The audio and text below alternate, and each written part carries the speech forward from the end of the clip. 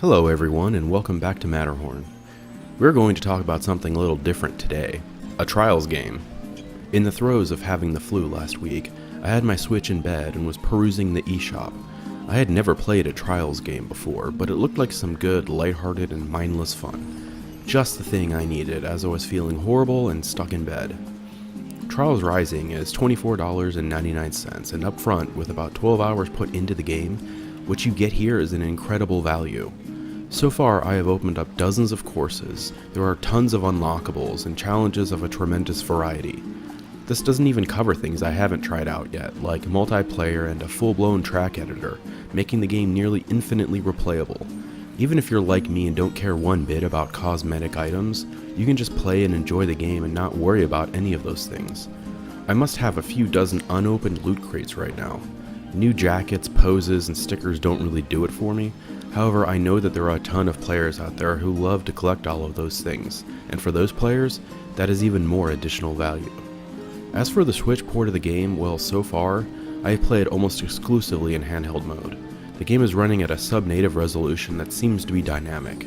This means that most of the time it looks pretty good, but if things get crazy, which does happen sometimes, the resolution will drop rather than the frame rate. Given the option, I agree that keeping a steady 30 frames per second is the right way to go rather than sticking to a certain resolution. You can tell that this game was not built with the Switch in mind. Rather, there was likely a late decision to port the game over to this console. The lack of analog triggers on the Switch means that you must use the right analog stick to ease into acceleration, as the triggers on the Switch controllers are digital and provide 0 to 100 acceleration. I have played the entire game using the right analog stick for acceleration, and it has worked perfectly. After a very short learning curve, it is second nature now.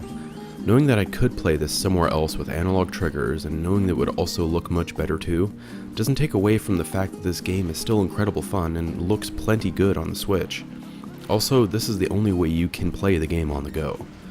So I am hooked on this game. The Switch seems like the perfect place to play because you can really just play one track at a time or try to get that elusive gold in between commercials or simply while you're sick in bed. Trials helped me get through my flu in 3-hour increments when my Switch would repeatedly tell me it was time to shut down as I tried to get just one more run in before the battery died. I wholeheartedly recommend Trials Rising for the Switch, or any other platform really, but rest assured that the Switch port is perfectly serviceable and a great addition to the platform and any Switch owner's game collection. I feel like I've barely scratched the surface of what Trials Rising has to offer, and at only $24.99, there are dozens of hours of fun to be had here.